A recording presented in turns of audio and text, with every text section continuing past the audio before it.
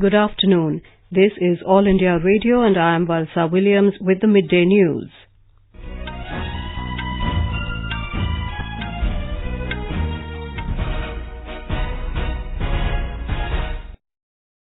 The headlines. Supreme Court says 15 rebel MLAs of the Congress JDS in Karnataka should not be compelled to take part in the proceedings of the State Assembly. Mumbai terror attack mastermind Hafiz Saeed arrested by Counter-Terrorism Department in Punjab province of Pakistan. India and China respect bilateral pacts to ensure peace along the border, says Defence Minister Rajnath Singh. And in sports, ace Indian shuttlers Sindhu and Kidambi Srikanth advanced to pre-quarterfinals of the Indonesia Open Badminton tournament at Jakarta. 21st edition of Commonwealth Table Tennis Championship begins in Cuttack today.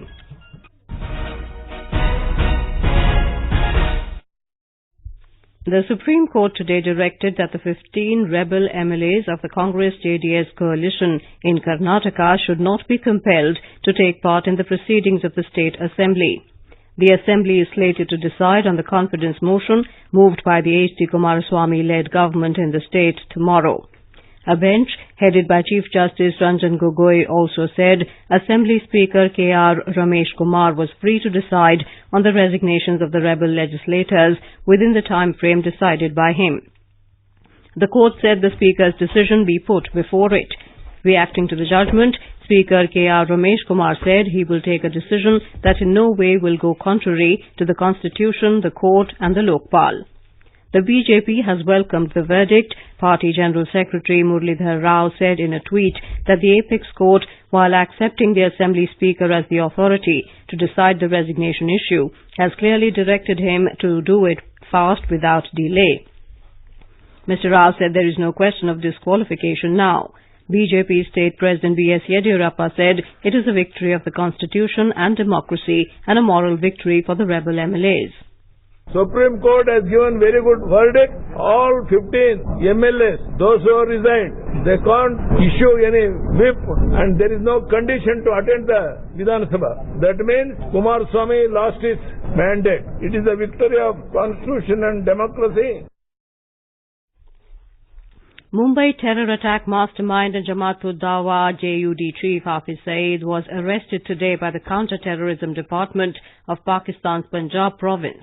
According to local media reports, Saeed, who has several cases pending against him, was travelling to Gujranwala from Lahore to appear before an anti-terrorism court when the arrest took place. He has been moved to an unknown location. Saeed-led JUD is believed to be the front organization for the Lashkar-e-Taiba, which is responsible for carrying out the 2008 Mumbai attacks that killed 166 people. The International Court of Justice, ICJ, will deliver its verdict today in the case relating to Indian national Kulbhushan Jadhav, currently on death row in Pakistan. A retired Indian Navy officer, Jadhav was sentenced to death by a Pakistani military court on charges of espionage and terrorism in April 2017. India approached the Hague-based ICJ in May 2017 against Pakistan for denying consular access to Jadhav. On the 18th of May 2017, the ICJ had restrained Pakistan from executing Jadhav till adjudication of the case. India had also challenged Jadhav's trial by the military court of Pakistan. After hearing the final arguments from both sides, in February, the ICJ had reserved the judgment. President of the court, Judge Abdul Qavi Ahmad Yusuf, will read out the verdict during a public sitting which will take place at 6:30 p.m. Indian time at the Peace Palace in The Hague, Netherlands. In Mumbai, the death toll in yesterday's building collapse at Dongri has gone up to 13. NDRF, Mumbai Police, Fire Brigade and locals are still carrying out rescue operations as there is possibility of more people being trapped under the rubble. More from our correspondent. The Mumbai Municipal Corporation informed All India Radio that 13 people have lost their lives and 10 injured were admitted to the state-run JJ Hospital and also Habib Hospital. Chief Minister Devendra Fadnavis has announced 5 lakh rupees compensation for the teens of the deceased, while 50,000 rupees have been announced for the injured. He also tweeted that all medical expenses of the injured will be borne by the government of Maharashtra. Sonali Ghariala Patil, AIR News, Mumbai. Mumbai Nagar Nigam ne All India Radio. Defence Minister Rajnath Singh today informed the Lok Sabha that India and China are respecting bilateral pacts to ensure peace and tranquility along the border. He was replying to the issue raised by Congress leader Adhir Ranjan Chaudhary, who alleged that the Chinese civilians entered the Demchok sector on the line of actual control during the Dalai Lama's birthday on the 6th of this month. इस समय डोकलम में दोनों पक्षों द्वारा पूरी तरह से संयम बरता जा रहा है। भारत और चीन दोनों देशों के द्वारा विद्यमान समझौतों का सम्मान किया जा रहा है ताकि सीमा पर पीस एंड ट्रैंक्विलिटी यह पूरी तरह से कायम रहे। Mr. Singh said there is complete restraint by the armed forces of India and China at Doklam. He pointed out that at the summit level meeting in April last year, Prime Minister Narendra Modi and Chinese President Xi Jinping had worked on strategic guidelines towards confidence-building measures. The Defence Minister said infrastructure such as railways, airways and road connectivity have been improved at the borders and the government is alert with regular review of the situation. Coal Minister Prahlad Joshi informed the Lok Sabha today that there is a plan to increase the total production of coal in the country to 1 billion tonnes by 2022-23.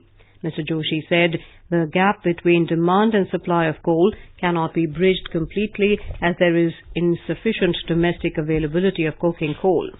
The minister asked members to bring to his notice any instances of illegal mining or violation of environmental norms by mining companies so that his ministry can act against them in consultation with the respective states.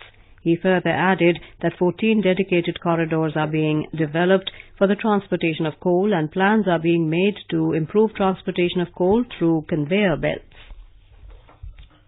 The government has taken several measures to check illegal migration in the country. These include erection of fencing on the international boundary, enhanced vigil by border guarding forces, as well as use of technology for border guarding and smart fencing.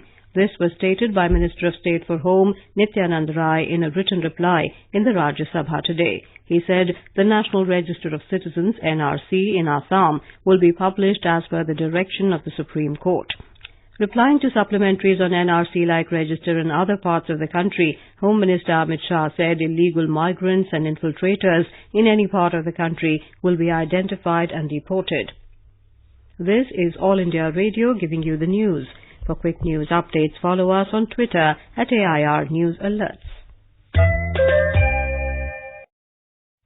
The flood situation remains critical in Lower Assam districts. However, it has slightly improved at a few places in Upper Assam. Chief Executive Officer of the State Disaster Management Authority said water has started to recede across the state. Rescue and relief measures are on by various agencies. Chief Minister Sarbananda Sonowal took an aerial survey of the flood-affected areas of Borak Valley today. He is holding a meeting with officials of the local administration. More from our correspondent. The Chief Minister Sarbananda Sonowal reached Karimganj a couple of hours ago and did aerial survey of flood-affected areas in Karimganj and Hailakandi. Later, he took aerial survey of Kachar district too. Over 1 lakh population is affected in these 3 districts. The CM is taking a stock of situation with officials of these districts. Though all rivers in valley have gone below the danger level, still post-flood relief needs to be done at war footing level. Due to devastating floods in state, the monsoon session of Assam Assembly has been rescheduled and will now begin on 26 July in place of 18 July. Ridesh Pathak, AIR News, Silchar. In Arunachal Pradesh, heavy rain continues to wreak havoc. In the capital city, Itanagar, 1 person was reportedly buried and 2 were injured in a landslide triggered by torrential rain this morning. Teams of NDRF, SDRF, ITBP, CRPF and police have been pressed into action for search and rescue operation and to clear the road and restore it for traffic. In Bihar, the flood situation continues to be grim in 12 districts. A report from our correspondent. Buri Gandak River wreaked havoc in Bandra block of Muzaffarpur district, where 200 homes have been inundated in flood. In Kanti block, heavy erosion has started due to Buri Gandak. New areas of Orai and Katra block are facing fury of flood due to rise of water level of Lakhandei river. Thousands of people have taken refuge on embankment. Over 1,12,000 people have been evacuated. Dharmendra Kumar Rai, AIR News, Patna. The situation in rain-affected areas of Nepal is slowly improving. Relief operation is underway and efforts are on to resume essential services. In Jammu and Kashmir, an unidentified terrorist has been killed in an encounter with security forces in Baramulla district. The gunfight broke out after the forces launched a cordon and search operation in Gundbrath village in Sopore Tehsil early this morning. The gunfight is still on. Security sources said one more terrorist is believed to be holed up in the area. Mobile internet services remained snapped in Sopore as a precautionary measure. The water conservation activities taken up by villagers of Madhapur in Karimnagar district in Telangana have impressed a team of 3 senior officials from the Central Jal Shakti Abhiyan. The team of Jal Shakti Abhiyan is led by a nodal officer. The idea is to assess the current activities which are going on for water conservation, rainwater harvesting, afforestation or recharging of bore wells, etc., or rejuvenation of our traditional water bodies. So this would the focus areas that we want to involve as many people as possible, generate awareness among them and see what are the innovative practices being used in different areas, learn from each other and make this a successful campaign.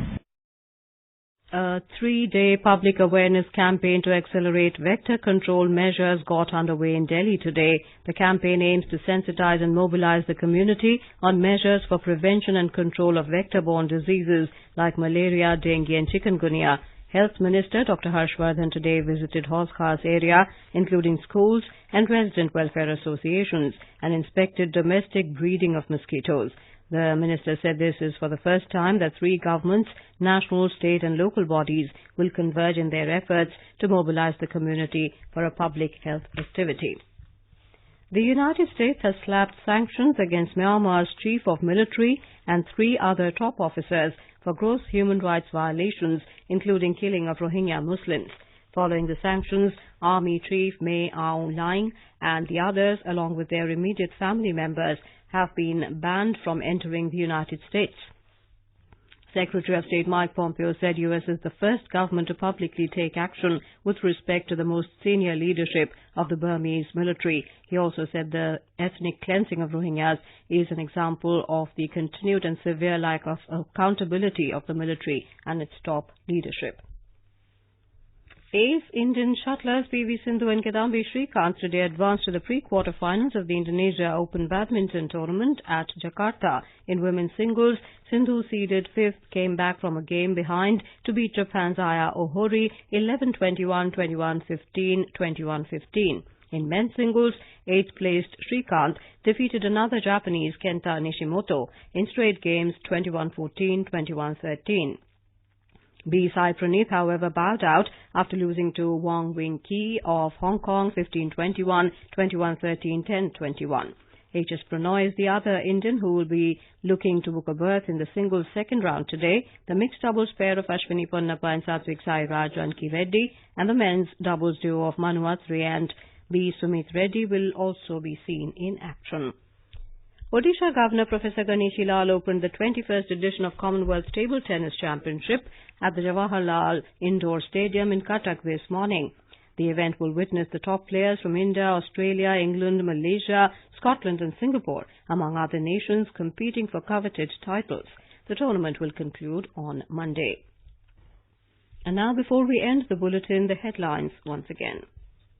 Supreme Court says 15 rebel MLAs of the Congress JDS in Karnataka should not be compelled to take part in the proceedings of the State Assembly.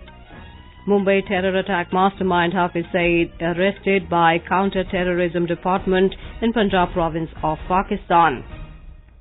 India and China respect bilateral pacts to ensure peace along the border, says Defence Minister Rajnath Singh. And in sports, Ace Indian shuttlers PV Sindhu and Kidambi Srikanth advanced to pre-quarterfinals of the Indonesia Open Badminton tournament at Jakarta. 21st edition of Commonwealth Table Tennis Championship begins in Cuttack today. And with that, we end the midday news.